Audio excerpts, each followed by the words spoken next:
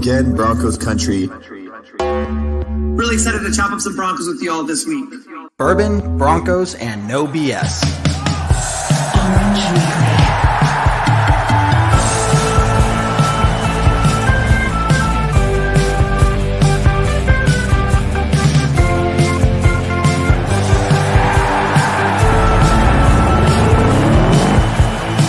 It is the time, your favorite time of the week. We're not for the Raiders, Chargers, or Chiefs. So grab your brews and your fantasy league. We got that blue and orange blood that you bleed. The most loyal fans there ever could be. We are that mile high Broncos country.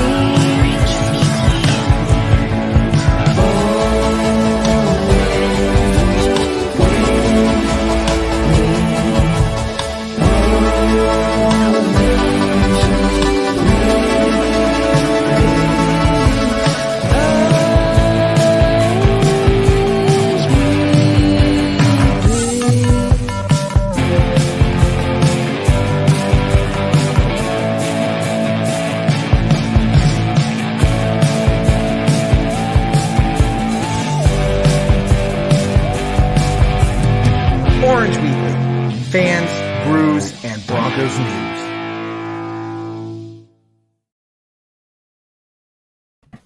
What's up, Broncos country? Kev Dan here for another episode of Bourbon, Broncos, no BS. And tonight I'm definitely drinking some of that Broncos bourbon because I need it and I'm still in pain. And so we got David and John here. John is filling in for Jared because I don't know where Jared is. He's missing. He's late again. And I just felt like someone needed to fill in for him real quick here. But Doing a you more can only be glasses, here you're for so rocking it, long, man. so the glasses come off early. No, There you that's go. fair. That's fair. Well, hey, I'm glad everyone is here tonight. Seriously, post your comments and your questions. Want to get to those in just a minute. But first, really quickly, want to tell you about DraftKings Sportsbook, an official sports betting partner of the NFL. They have a Week 5 offer every football fan should jump on. This week, new customers can bet just $1 on any NFL game and win $100 in free bets if either team scores a single point. The last 0-0 tie in the NFL was in 1943, so I would say that this is definitely something that Ragers is going to take, if not myself.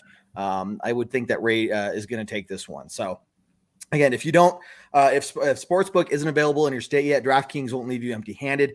Everyone can play for huge cash prizes all season long with the DraftKings Daily Fantasy Sports Contest, and DraftKings is giving away all new customers free shot at millions of dollars in total prizes with their first deposit. So make sure that you download the DraftKings Sportsbook app now and use the code TPPN.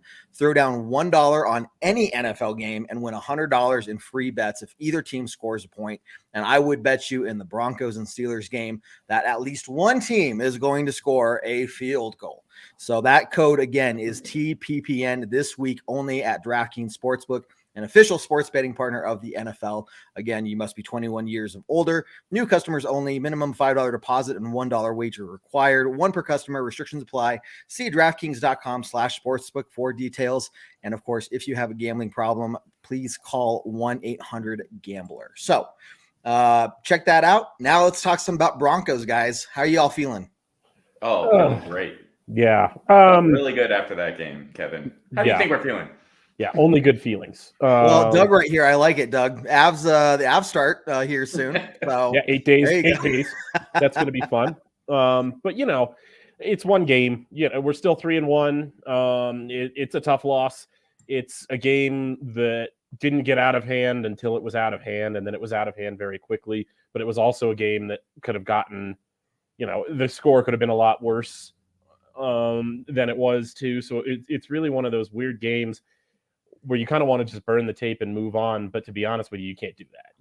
You have to take lessons away from it because you've got guys that were injured in this game. Again, you know, a tired refrain at this point in the season, but you're already down 7 starters. You've got to go into a game against the Ravens, who are, you know, on paper, still one of the better teams in the AFC. You're trying to prove that you're ready to move up in that AFC hierarchy like we talked about last week. And I think right now the Broncos have just shown they're not there yet. They're still maybe, a fringe wild card type team. Sure. I think they still have a lot of room to grow this season, but right now they're not ready to take on the big boys in the AFC just yet. Okay. Yeah, that's the feeling we all had leaving the stadium that day on Sunday. Not feeling good, and it was very quick to forget about the first 3 weeks of this season after that loss. It is a long season. Every team has bad weeks. This one was especially bad. It's also the way you lose too, right? Like it just felt like we were never in this thing after that 17 to 7 scoreline. It just looked like we had no hope for whatever reason. It went the Ravens' way and quickly sputtered out of control. So I think that's why we're all feeling the way we are today and probably for the rest of the week until we play the Steelers. Hopefully we can rebound, because that's going to be the test of how the rest of this season is going to go. Is it going to be a rebound? Are we going to learn from our mistakes? Because it's the NFL. These things do happen. Or not. Is it going to be the same Broncos of years past? Yeah. Right. Make sure you check out the post-game podcast. That'll be published later tonight. And then we got the pre-game podcast coming out later this week as well. So you can really hear what the latest is on the pre-game when it comes down to, what we're hearing injury-wise. Not too sure about Teddy. I'm just saying for everybody out there who's listening, just plan on Locke starting. If Teddy is able to go out there and start, then fantastic, right? But otherwise, look, Locke has his shot.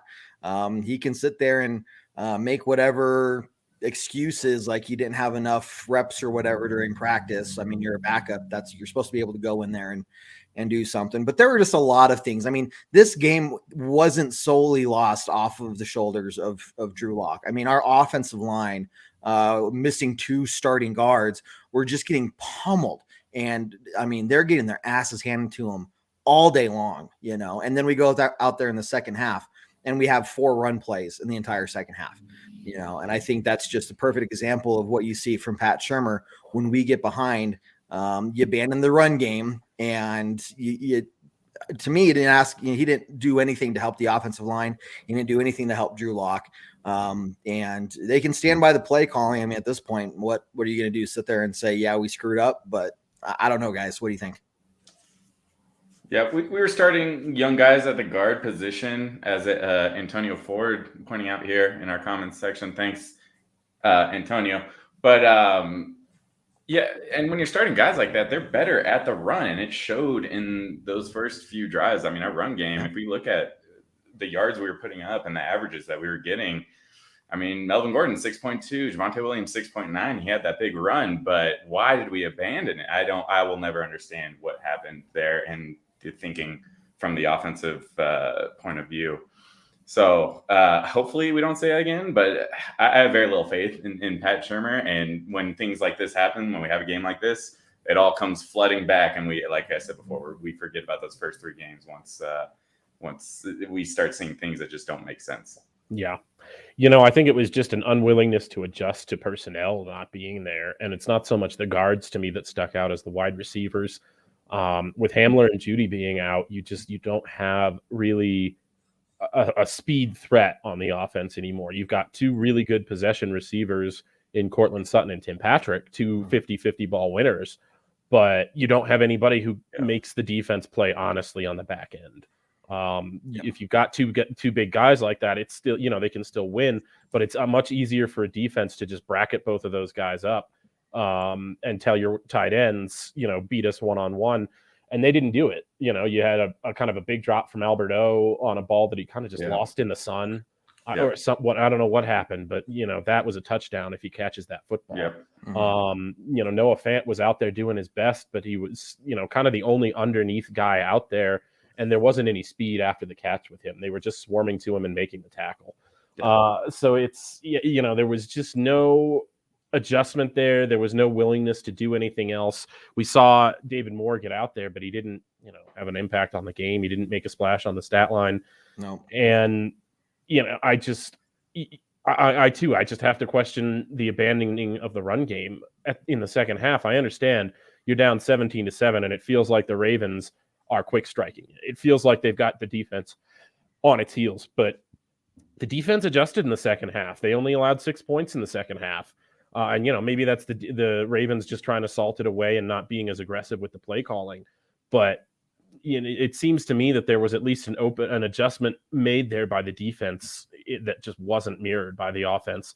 You had your starting quarterback go down. You already had 2 guards down. You already have your wide receivers down, and you're not doing the one thing that's working for you. I just, any given Sunday. And it's one of those things where you really just kind of want to burn the game tape here, because we can talk about how much of a regression it was to last year's offense, and that's no good. But, at the end of the day, it just is what it is. And we've got a different opponent coming up this week that we can take advantage of. Yeah. I will say one point, one thing to your point, David, before we move on with the adjustments. I was surprised at how many 3 wide receiver sets we were going out with. Yep. We saw a lot of Kendall Hinton out there. And when you have a guy like Alberto and Fant, those guys are matchup problems. Why are we not going to the 2 tight end sets? Heck, or even 3. Go to 3 tight end set. It just if anything, blockers, right? I mean, I didn't really understand the direction we went with our offense this week. I don't know if he just said, "Hey, Teddy, go out and do your thing." It seemed to work the first 3 weeks, right? But God, our run game was looking solid in that first half up until the touchdown, basically. Sure. And then it was working so well that we decided to give up on it. I don't know. I guess it wouldn't have been fair if we had kept going with it. Yeah, right. We were trying to be nice to the Ravens. I don't know. Hey, I do want to shout out everybody who's watching. Seriously, thanks a lot, Christopher, Nicholas, Steve. Steve, I don't know if this is your first time watching it, and your name looks new, so welcome to the show. Keith, always good to see you. Travis, good to see you. Seriously, keep those comments coming in, everyone. Hit that like button, hit the heart button, whatever it is you're feeling right now. If sad, whatever, hit one of those buttons for us, and make sure you hit share too. That'll help us out a lot when we're trying to beat the Facebook algorithm. Rob, okay, let's team puffball out there, Rob. I see you. We don't see now. Hold up. You're upset because there's nobody in the comments going Team Visor. Now I just got to put that up there. Okay. Yeah, let's switch a little bit, because there've been a couple comments or a couple questions about this. And I knew this was going to be asked, but let's bring it up. Jalen Smith being released. What do you think?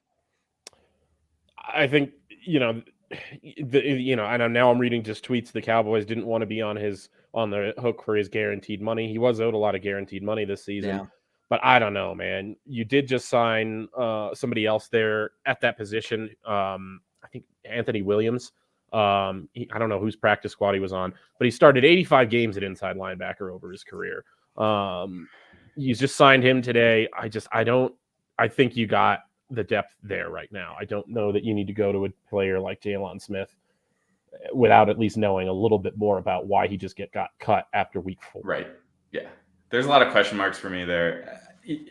It's interesting. He's obviously a talented player. We have the cap space to do it if we want to. So if we're going to do it, let's do it. And we should be excited if the Broncos do get him, I think. But there's a lot of question marks for sure of what is going on with this guy that he was dropped by the Cowboys. It can't only be about the guaranteed money. If this was the offseason, yes, I would understand that more, but it's not. We're 4 weeks into the season. It's just a weird move to me. I think there's more to this story than Yeah. I mean, this news just came out, so we're going to see. I think it's too early to be clamoring for this guy. Yeah. And it seems to happen every time there's anyone dropped by any team. It's like, oh, the Broncos should pick him up. But, you know, there's a reason these guys – it's the NFL. There's a lot of very good players in the NFL. Some are more well-known than others, obviously. But, you know, it's just – we'll see what happens with it. Yeah. Right. Yeah. To me, I mean, it's one of those things. If it feels like it's too good to be true, it probably is, right? Why did they leave him? They can come up with a reason like that. But still, I mean, we're going into week 5 in the season and you just suddenly cut him in the middle of a week. Like that just, I don't know. We already have enough issues going on in the locker, you know, and maybe not necessarily locker room, but just in the team in general and injuries, that bringing him in, I mean, is it going to be worth trying to deal with that on top of everything else? So. To me, I mean, inside linebacker, yes, that was our weakest position and probably on defense coming into the season. I don't think that was the problem on Sunday. No. Yeah.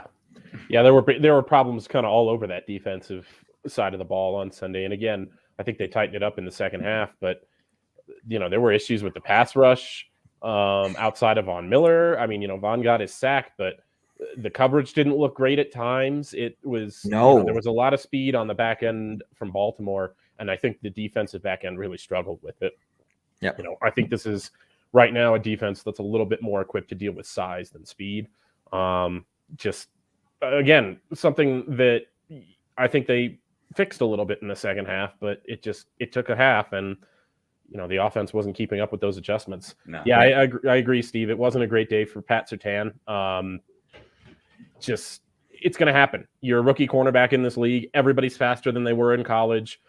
Yep. Quite frankly, everybody you faced in college at Alabama wasn't as good as you were anyway. Yeah. So, it's one of those things where he's just got to adjust. I think he will. He's got the skill. He's got the size. He's got the speed. It's going to be a little bit longer before we can crown him the next champ Bailey. Hey, let's go and post maybe a positive that you all did see from the game. We got one right here. First off, Keith, no, we're not talking about Urban Meyer right now. So I know what you're going with there. But yeah, maybe that's why he was released. Urban Meyer, though, alternatively has not been fired yet. So who knows? Maybe people will be saying we should hire Urban Meyer when he's fired. Ugh, and God. Yeah, let's not go there. I don't think anybody serious. Well, yeah, I hope not. I really hope not. Yeah. Good news. Good stuff from the game. Let's see if we can pick apart some good things. We already talked about some of the run plays. Javonte Williams had a huge run where he just could not be brought down. But yeah, what about Stern? He had 2 sacks, I believe it was. Yeah. Mm-hmm. And a pass breakup. He played great. In 7 snaps. He played 7 snaps on defense. Got 2 sacks. 2 sacks and a pass breakup. A guy who maybe doesn't know all of his responsibilities in coverage quite yet. It's a really complicated Fangio defense. They ask the secondary to do a lot of different things and communicate with the other members of the secondary really seamlessly. But he is a guy who is screaming for more snaps right now. Yeah. And he looked great in preseason too. So I think between him and Jamar Johnson, we have 2 very young safeties that are going to be probably part of this team for a while here. Absolutely. And I know, excited. I mean, how do you get a better like efficiency, making an impact on half your plays almost? Yeah, right. Obviously not sustainable, but I want to see him in coverage. I want to see him in coverage more. I know that he was somebody just called him a good replacement for Jackson, but to me, his body type, he looks almost like a clone Justin Simmons, maybe a little bit shorter. But to me, I want to see how he moves and operates in space a little bit. That's going to be real interesting to see. But we got a good one there. Here, 1 sec. I want to pull up this run because it's just one I haven't seen it again since. You want to watch a pro athlete be carried for 20 yards? Right. Not only a pro athlete, like one of the acknowledged best at his position around the league pro athletes. Like Marlon Humphrey's good. Marlon Humphrey is not a scrub. He's one of the better cornerbacks in the entire league. And Javonte Williams carried him like he was a science fair partner. It was, it was like watching Jared and I work on a project together in high school. Here he goes. Get on the back. I mean, look at this. On the back. Yeah, still on the back. Look at this. 10 yards. 15 yards. Look at that. 20 yards. And that's a rookie, guys. That's his 4th game in the NFL. Absolutely absurd. All the more baffling why we didn't give him a few more snaps, a few more carries in the second half. But my goodness, watching him run, it's like, what did these opponent players do? Did they say something about his mother on social media, like that we don't know about? And if they are, why would they keep doing it? He keeps putting it on tape week after week that it's not a good idea. And I mean, that's the thing. It's not like the Ravens defense are like the players are trying, they're missing the tackles or it's bad tackling technique. I mean, they're hitting him hard. What can you do? And it's like he's unfazed by it, completely unfazed by it. Yeah. So what are you supposed to do? I don't know. I think that one's got to make it. I just redid the intro video for anyone who didn't see it. I just remade the intro video before the game on Sunday, and I think I have to find a place to put that clip in there now. Yeah. You're gonna have because to it's that good. Yeah.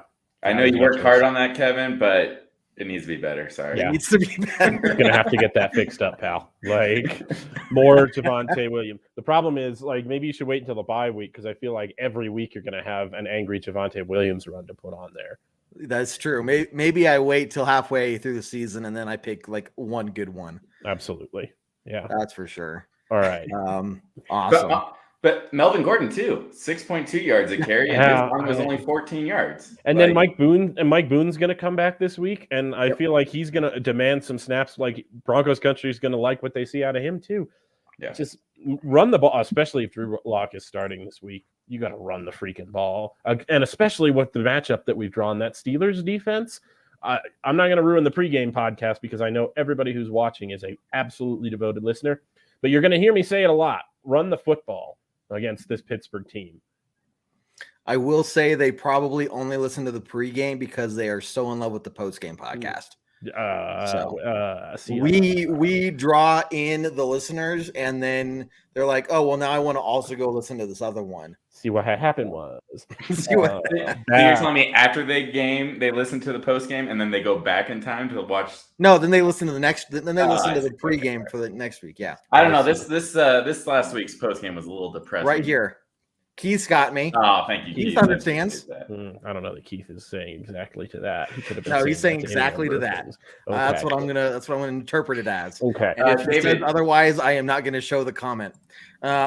David, we made a rule. We made a rule yesterday that anytime we have a loss like we did yesterday, Ayla has to be on the post game show because we're going to bring new phrases. We're going to talk about gelling and all kinds of positivity. It's going to be good energy there. There's going to be the energy was a little down in the post game. Well, let me get after some bad energy right now because Daniel has a question that's making me feel some bad energy, and I don't know the answer to it. How hasn't Tom McMahon been fired yet? You're speaking for everybody on this show.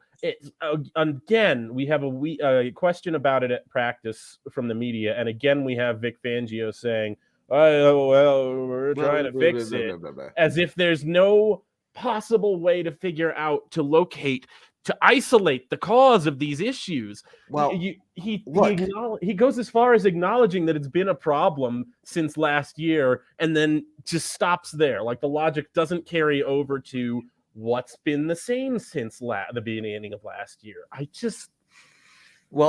you go. Sorry. The Broncos are not last in the NFL when it comes to special teams this week. Right now, we are ranked number 28. Okay, Great. So there's improvement. Great. Now, if you want to break down coverage versus kick, I don't want to do that because then we'll be last in one of those specific categories. We all know which one it is. But in general, we are not last right now. Okay. We also have 100% from our kicker on the season. True. Yeah. Boy, isn't that something? We have one of the best kickers in the NFL, and we're 28th. Yeah. You're telling that's something to be proud of, Kevin? No. I'm being totally sarcastic like right you're now. being facetious. But here's kind of a question, and this is week 5, long term out. What we got to start thinking of: has Vic Fangio protected his job? Because if he has, Pat Shurmur's coming back next year, Donatell's coming back next year, and Tom McMahon's coming back next year. Period. Out the end. Maybe not. Period. If we don't let go of Tom McMahon this last offseason, I guarantee you. I see what you're saying. That everyone's coming back next year. If we go, 9-8, make the playoffs or not, I will say this as far as protection goes: if we win 3 out of every 4 games, he's protected. Does he bring back McMahon if we're the 28th ranked special teams and we have one of the best kickers in the league? Yep. And I'm not going to speak for every single NFL team here because I don't pay attention to every single NFL team and I don't care to, but I am going to guess that 100% of them are not talking about their special teams coordinator. Yeah. Any given Sunday. I feel like, we are the only fan base that is upset with our special teams coordinator after a loss that was pretty brutal on every aspect. Right. It's one of those things where I have to believe at a certain point, to reassure myself that the universe at some fundamental level makes sense. I have to believe that Tom McMahon at least will not be back next year. Nope. That's what I thought going into this last offseason. And guess what? that didn't happen. He's back. And that tells me that as long as Vic Fangio is here, and I think he is minus something crazy like going on a 5 or 6 game losing streak, more or less, there's a very strong chance Vic Fangio and all of them are coming back next year. All right. Well, with that being said, get this out of here. The one and the only Jared. What's up, man? Jared, what's going on, guys? Jared, I filled in for you this week. I appreciate that. I actually had him ready too, but I was like, I'm late, so it'd be late. I appreciate that. At least you didn't have to put on a stupid half hat for him. I don't have one in my closet. And now we're getting more comments about Puffball as soon as he's here. There it is. There's Chris. Yeah. Come on. Yeah, enough with the puffball. All right. No, you know what? It's what the people want, Okay, Jared. It's clearly what the people them welcoming you to the podcast that you're 26 minutes late for. 26 minutes. You're supposed to be shirtless for being late. Also, first of all, I almost was shirtless because I had to change so fast. I forgot to put the shirt on, and I just grabbed a. Thank you, sweetheart. I see we have someone watching in that house at least. Yes. How did you do that? It's like you thought of wanting something, and then it was. I tell you what. Like, how do you do that? I boo. That's service. That is service. Boo. It's on. I got, like I said, I showed up in uniform, changed real quick. Oh, there it is. Changed real quick, and had a drink ready. And she was like, "You're late. They're gonna make fun of you." Awesome. I was like, "I know. That's." Yeah. You deserve it. So yes, no, 100%. But so I assume we're past the point of drinking because of how terrible the game was, and we're now looking forward. Yeah, but let's get your take. You kind of we've been talking for 30 minutes now. What are you kind of? Are we giving Jared like a 5-minute soapbox? Soapbox? No, Do I get a little soapbox? In about 5 minutes. You guys need a bathroom break? I'll just go on it, and then you guys can. I just finished ranting about Tom McMahon, so. Okay, so I'll leave that We're off. talking about special teams, I think. I'll leave that off the book. So, and here's another thing too, and I've always been a fan of Pat Shurmur, and I know a lot of people are really mad at him. But in reality, look at how it looks, right? That's how I'm talking about. Look at how it looks. When Teddy Bridgewater behind center, he's finding open receivers. The concepts are there. The balls are getting delivered. And then when he starts getting injured or starts getting out, or for some reason we're missing our 2 guards and can't block my high school football team,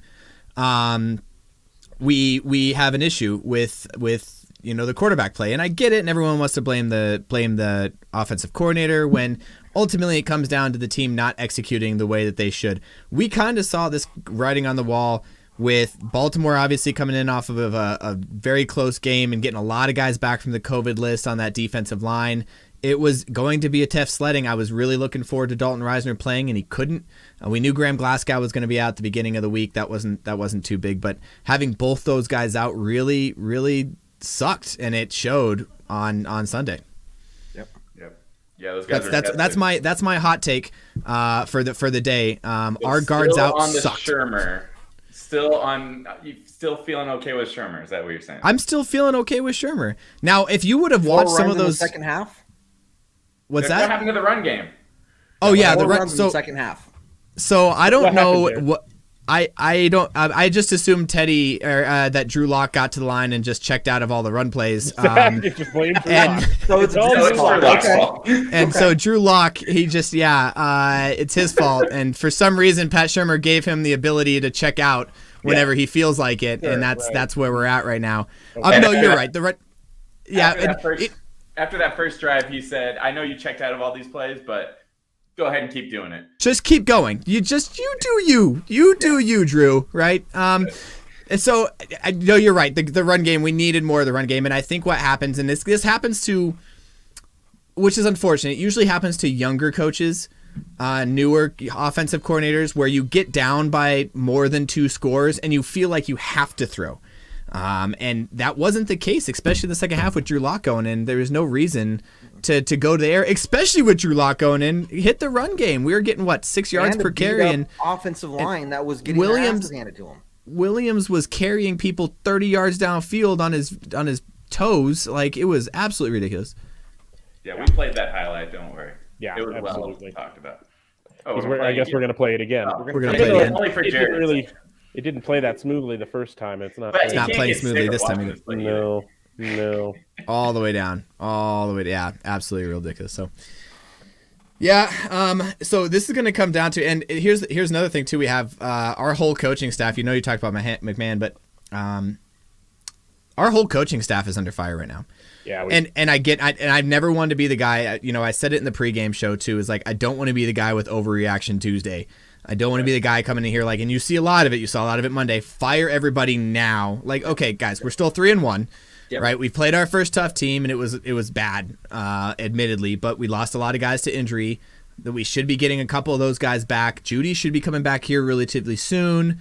Hopefully, I don't know. Has anybody seen? You guys probably know more than I have. I've been very busy the last couple of days. Teddy Bridgewater. What's our situation with Teddy? Maybe a limited practice by Friday, maybe Thursday. I think Friday is the earliest he can practice under the protocol. Mm-hmm. Wait and see. Yeah. Wait and see on Teddy. I'm be Darby back this week, though, so I think that's big for Darby. Hopefully, will be back but even if he's healthy, allowing him not to put as much pressure on him that he's been getting the last few weeks. So okay, yeah, and then I think Reisner was a game time decision. I think he'll be back. I think he'll be back next week. He said today he planned on being back for this one. So yeah, Reisner will be back too. Reinforcements. It's just you hope they've got a little bit of a better game plan to at least acknowledge they're short. They're still short on the offensive side of the ball, especially even if they do get Teddy back this week. And so let's pivot a little bit towards the Steelers because I want to ask you guys. I see really this Steelers team as kind of a mirror image of the offense, or I'm sorry, a mirror image of the offense, a mirror image of the Broncos. A team that's struggling offensively this year, maybe. Got a young running back who's kind of a weapon for them, but you've got, questions at the quarterback position, questions at the offensive line position. You're kind of relying on the defense to be the strength of your team right now.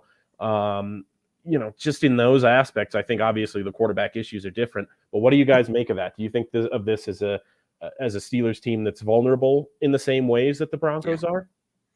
I think so. Okay. I'm looking at their offense, and while Big Ben is Big Ben, you got to take him seriously, but you've seen what he's done this season already. And sorry, man, you stop going to this coming from me. Stop going to Country Buffet every night, man. Like, it's not working for you.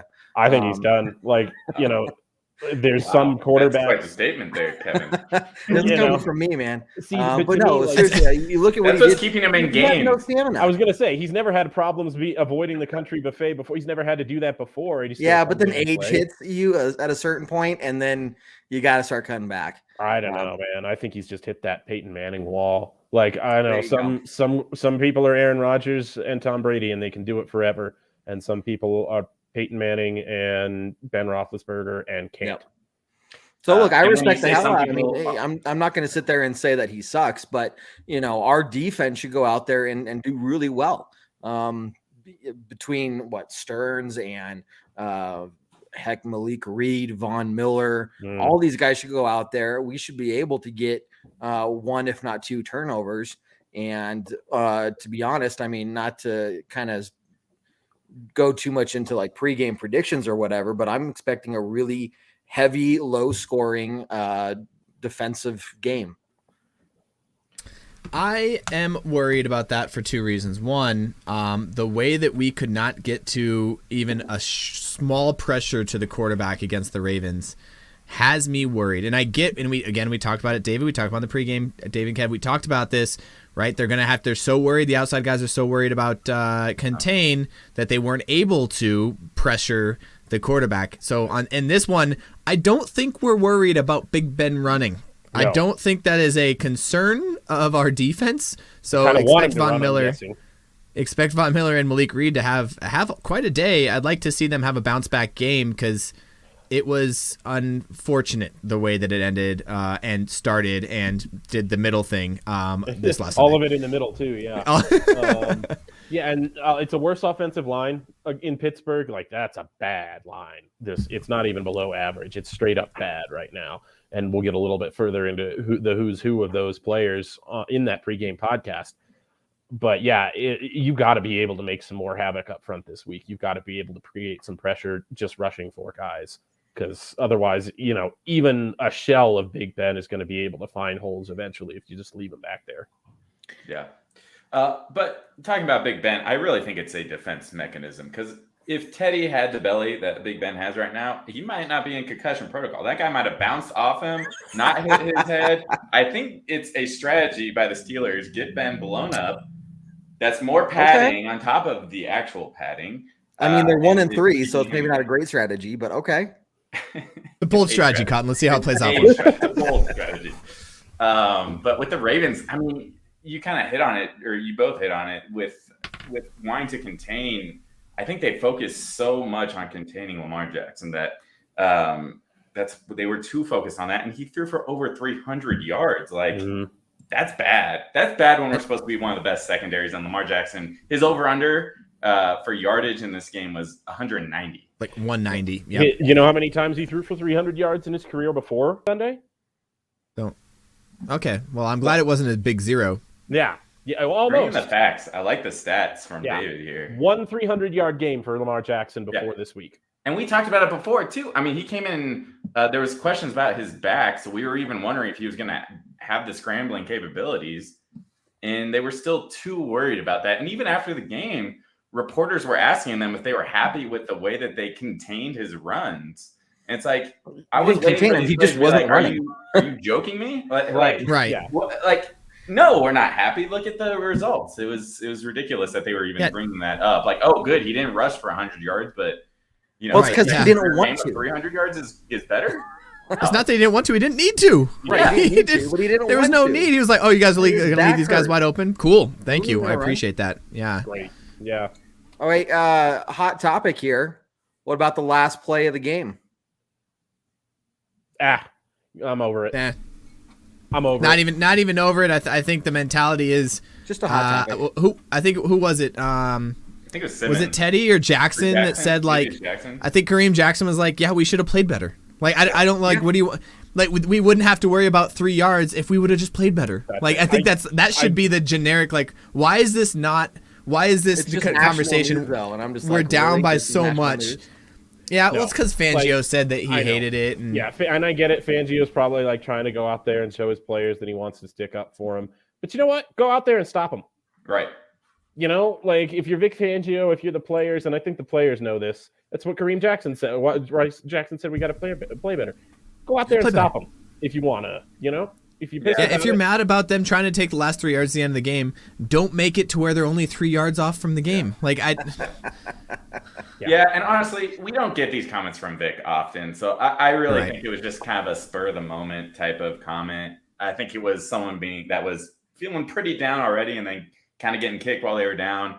And so he had to talk. I mean, it was brought up, so he had to talk about it. I wanted to bring it up just to hear what you guys had to say. But it's overblown. Like it was one of the. Yeah, it was one of the topics on ESPN. Like, thank you, ESPN. Like, that's really the highlight from the game is that they. Right. Meanwhile, Urban Meyer's got a stripper stripping on him, and we're talking about Vic Fangio in the last play of the game. Like, what is happening in this world? We've touched on that a couple of times already. Oh, have we? Okay, I'm so glad that I got to add to that. Urban Meyer having trouble with tight ends this season, it seems like. So. Sorry, that young lady, I don't know if she was a stripper. I just know that she was a professional lap dancer. She's a nice lady, okay? Professional lap dancer. Do you know that, Kevin? Right. I don't know. She might not be nice. She might be mean. No, anyway. It doesn't seem. I myself a hole here. I'll put it to you this way. It feels like Urban Meyer probably doesn't attract the nicest people. Like, it feels like the kind of guy who the company keeps probably not. You put out, you get in what you put out. It feels like Urban Meyer's probably putting out some stuff out there. That's all I'm trying to say. Deep thoughts from David. Yeah. Along with stats. Stats and deep thoughts is what David's bringing today. That's what you guys brought me deep here thoughts, for. And fantastic headgear choices. Diamond. Sunburn. All right. Talk to me. Not Broncos related at all, but yeah, I would say that he finishes the season. If he was going to get fired, he would have gotten fired today. I don't think so. I think there's more shoes to drop, honestly. I think the Urban Meyer roller coaster is at a bottom right now, and we're going to go peak again, and then it's going to bottom out again real I don't know fast. if we've hit rock bottom yet, man. Let's see. We'll see. Good for Jags fans, though. They're as terrible as they are, and they still find a way to stay in the news for things other than make football. the national media. Yep. I'm telling you, this may have been planned. Hey, guys, if we go 0-4, we need something. Yes. We need those London fans. Going back to the Big Ben, we need those London fans to stay engaged. All right, yeah, right. Got to keep them in. What does London love more than a quick lap dance? I'm gonna. Is that true? I have never heard that before. I don't think it's in any way true. I feel all like of that British is true. Have you not been to London? I just like, feel like everywhere you go, they're like lap dance, and then. Here on I'm Orange losing. Weekly, we're here to offend. Equal opportunity offenders. I've offered lap dances to Jared before, and he keeps turning me down. So I don't know. Well, he said quick lap dances. I know yours take hours. Yes. I do them right. Long. Well, so it's like sometimes I just want a hot pocket, you know. There's a nap in there at some point. I get tired. Okay. Maybe a snack break. Yeah, there we go. It's not London. It's Amsterdam. I thought maybe that's what you were alluding to there, Jared. Yeah, maybe Amsterdam. Hey everyone, we're gonna do Orange Weekly backstage after this show. Right after the show. Yeah. If you want more of this, not this. I thought that was this. Yeah, so are we not on the backstage? Worse. We'll come up with worse. So go over to our YouTube channel right after this. Just search for Broncos Orange Weekly on YouTube. I will post the link in our Orange Weekly Facebook page as well if you want to just click that link. But go follow us over there and just, hang out and bullshit with us for a while. So we'll talk about Kevin's lap dancing skills. Yes. I'll explain to you the techniques that I use. He puts on his platform shoes, which is where I got the name for my fantasy team this year. That's true. And last year too. Nice. Now, is there a correct way, Kevin, to this is maybe going into the post game again? The hot pocket. Is there a precise way to cook that thing? Aside from what the box says. Well, are we on the after dark? Are we on the after show? Or are we still doing our? Stay tuned. Stay tuned to the after show to get the real way to cook a hot pocket, so you're not burning your mouth. All right, there we go. There's a way to eat it, cooking it, whatever. But anyway, I'm going to answer your question, John, and transition it back to football because that's how good I am. John, you want to make sure you leave it to cool, whatever you do, because that cheese is like lava. You've got to leave it for at least a minute. Yeah. Now. How we fast and dangerous. Just go right in. I'm waiting for this transition. Moving back to Denver versus Pittsburgh, we're going to have to make it a hot pocket for Ben Roethlisberger this week because otherwise it's going to be a very, very long day. I think he's going to be able to get those short passes out enough. I think they're going to have quick crossers. I think they're going to have tight end sticks. I think they're going to have Najee Harris out of the backfield enough to where if you're not making life uncomfortable for him quick, and I think you can rattle him. I think if you do get a couple of hits on him early, it's going to set him up for failure for the rest of the game. But I do think you have to get him uncomfortable early. What do you think, fellas? I think this is the most proud I've ever been of you, David. On this show, you are hitting everything. Stats, thoughts. It is a big show. Transitions. If I had an ad read right now, I mean, you'd be all over. Yeah. I need a podcast soundboard for us because I just wanted to play Bravo for you.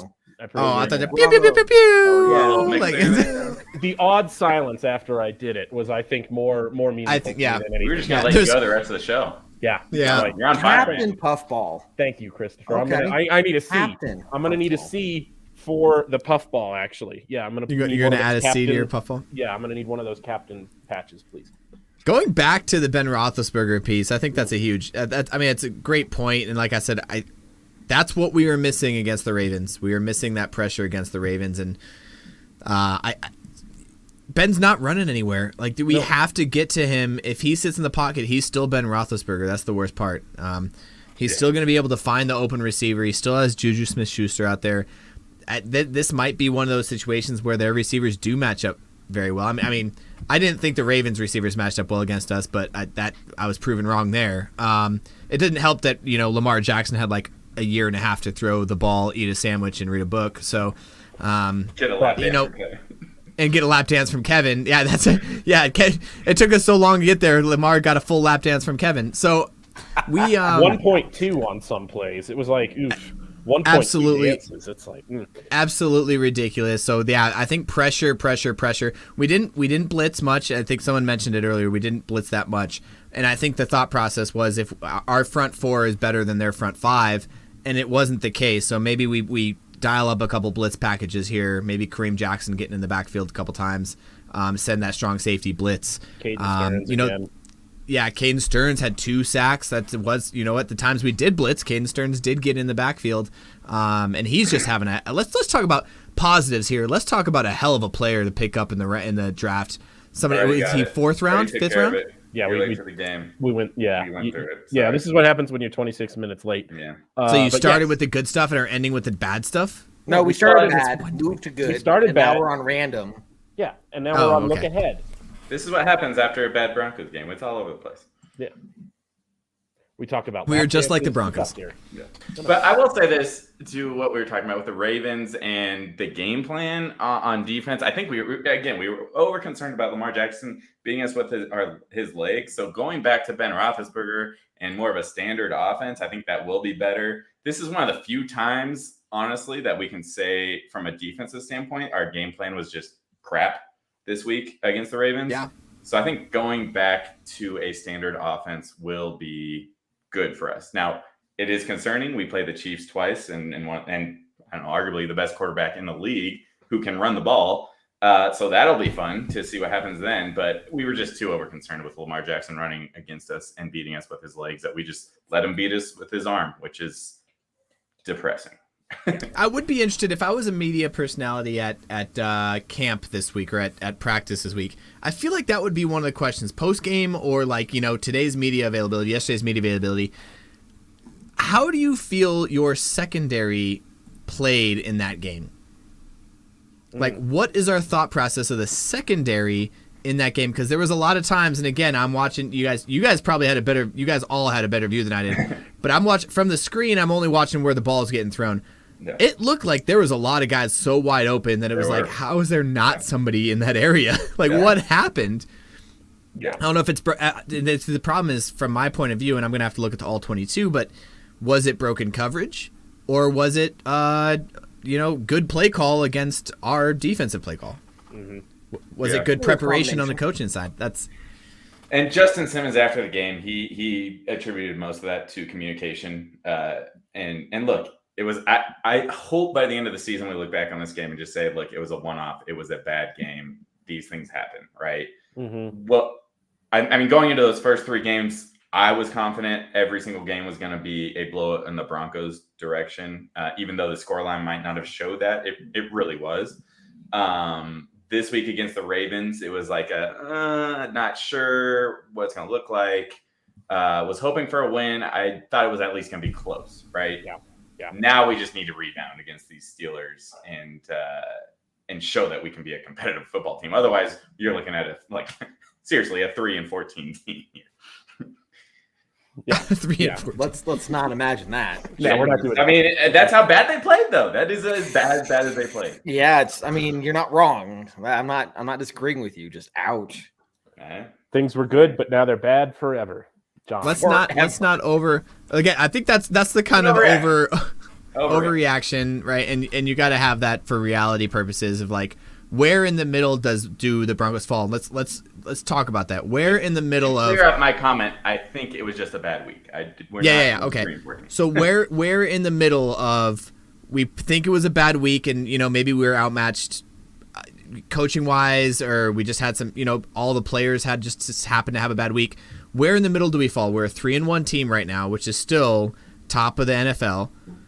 There's only one undefeated team left in the NFL, which is crazy to me. There's only one 4-0 team. Where do we fall in the middle between 3-0, 3-1 against this last Ravens team? Are we a playoff caliber team, or is the media right? Because big media says the only teams we beat are, I mean, they a couple wins last week, but are now 2-10, right?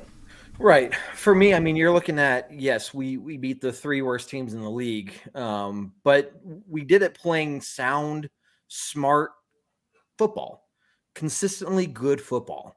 And so that proves to me that we know how to go out there and play well. Look, they're still NFL caliber players, even if they're crappy teams.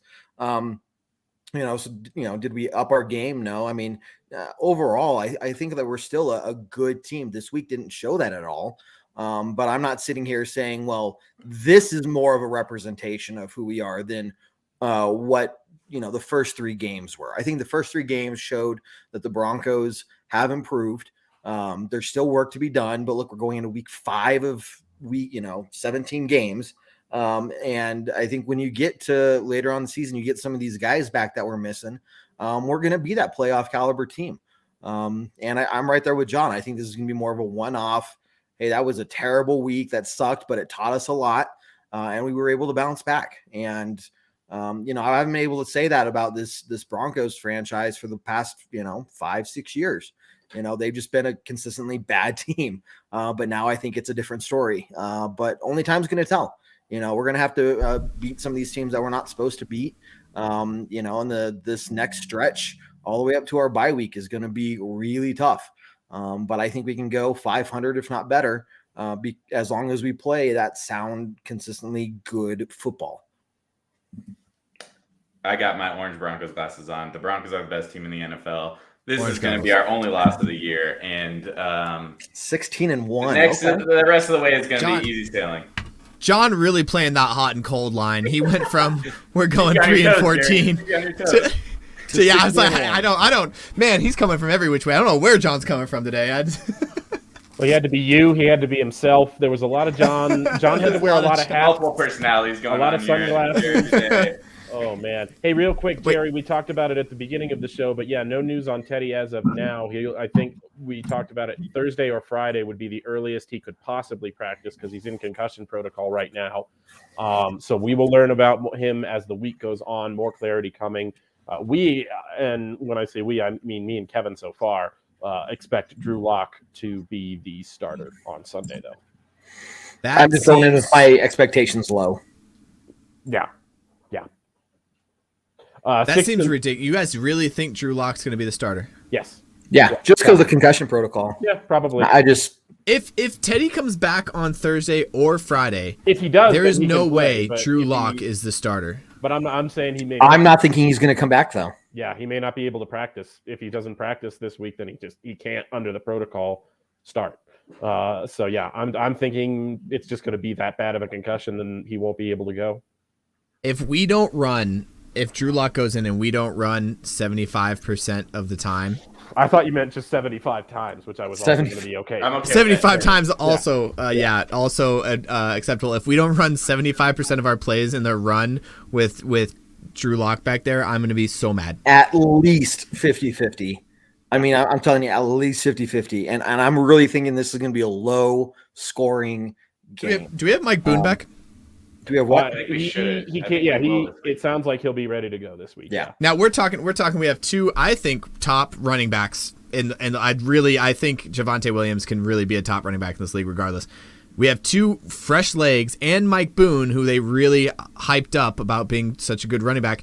If we don't run, you know what? I don't want to talk. I don't want to think about it. Well, Teddy Bridgewater's going to be back. We're going to go into this game and we're going to play great, and everyone's going to be happy because we're going to win. Yeah. Hey, let's. Yeah, I got you right there. Hey, let's. Everyone's fine. Everything's Bradley fine. Chubb's coming back. Oh wow. That one's going to be impressive. We have Darby's back. We have Bradley Chubb back. We have Jerry Jeudy back. Graham Glasgow's playing. So is Dalton Reisner. Injured. Deshaun Hamilton's back, right? And we're just a happy family. We knew it. We knew it was coming. It's not a good show if I don't mention Deshaun Hamilton. This is true. And I appreciate that. I really do. Okay, guys. So before we do around the rooms, remember we got our pregame and our postgame podcast. The postgame podcast is going to be published later tonight, so you can check that out tomorrow on your drive to work, at work, on your way home, whichever you want to do. Postgame or the pregame podcast will be out later this week. Also, don't forget an hour before kickoff, we have the Orange Weekly Tailgate Talk. Me and Ayla and I are going to be doing that since it's an away game. We'll give Jared and whoever. I think Jason was on with you.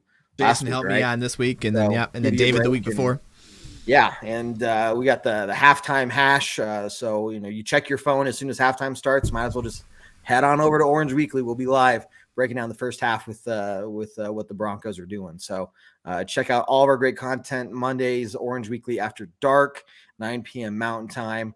And then after this, we're going to head on over to our YouTube channel only and just sit around and bullshit for a while. So it might be to your right. It might be to your left. I don't know.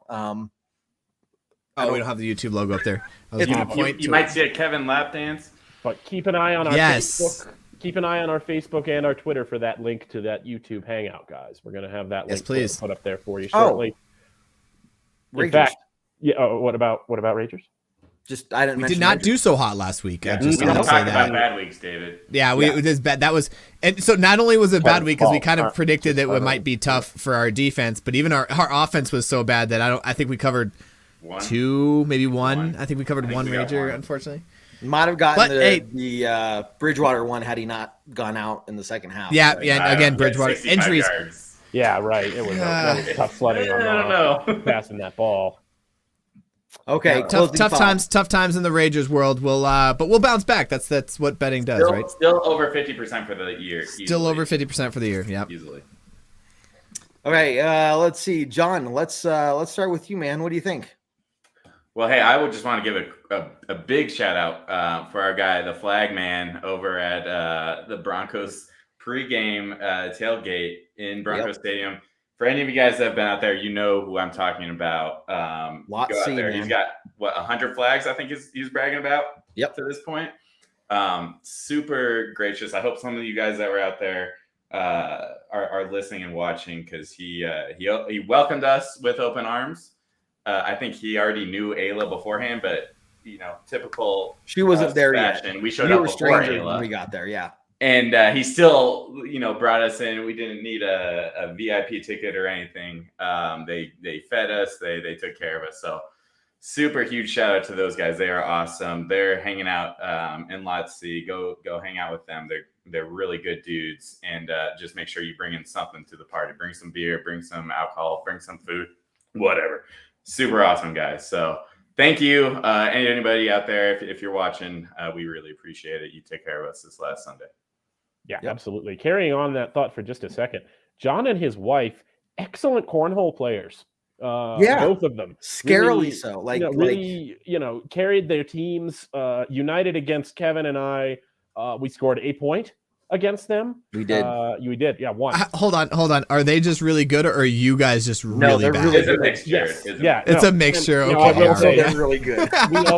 we also, Kevin and I improved after a warm-up game. But we did. They came out swinging after the warm-up game. It was tough. But yeah, it's one game. It's one loss. We're 3-1. Relax. It's gonna be what it's gonna be. It can't be like this every game. And it's if it is, right. We're not gonna. I mean, the coaching staff is fired after 8 weeks. Yeah. We're wiping the slate. Yeah, George Payton has no attachment to this coaching staff beyond I like you. His job doesn't depend on them in any way. So, yeah. No, this wasn't. It's an offshoot. All right. Sorry. Go ahead, Jared. I agree. Okay. And 100%. You're right. You hit on the nail on the head. This is not going to be a constant thing. I really do believe in this team this year, regardless of this loss being so. I think the worst part for me was watching it on TV and just having flashbacks to literally every game last year. And just sitting here thinking like, wow, we're there again. We're at the point where our offense can't do anything and our defense is stuck, doing whatever they can to hold on and not a good job of it. And here we are. Nothing's changed. And it didn't help that Drew Lock got put in. It was like literally like, all right, first down run, -2 yards. Drew Lock throws for incomplete. Drew Lock throws almost interception, time to punt, right? And it just felt like it was deja vu, very, very bad deja vu that second half. I do think this is a one-off. I will put on the orange goggles and say this is a one-off and that we are ready to go. I think we could have a big bounce back week against the Steelers. And I think not only do we have a big bounce back week, but we have a bounce back week against the Steelers to prove a point. It's not going to be a 27-0 or 27-7 game. It's going to be, we're going to score over 30 points against the Steelers. I think we're going to go out there and just absolutely try to get in there and prove that we are a team that belongs in this league. I'm super happy that you guys had a good time at that game. What's the next game anybody's going to? Kev, you're going to all the home games. Yeah, probably the Raiders game here in a couple weeks. Okay, so the home against the Raiders. John, you have any games you're going to anytime soon? The one after Thanksgiving against the Chargers, I'll be there for that. So if anyone's around Thanksgiving weekend, hit me up. We'll do it. Yes. We'll go visit the Flagman. Tailgate. Yeah. I'll Go see visit Flagman. That guy is awesome. Absolutely. Yeah, and David, other than our game, are you going to any? the only one. David and myself are going to be at the Raiders game You still in need to buy tickets for that. Las Vegas. Yeah, we'll figure it out. We'll be in Vegas. So I don't think we'll find Flagman there, but we'll definitely throw our own little pregame party at one of the casinos and lose all of our money.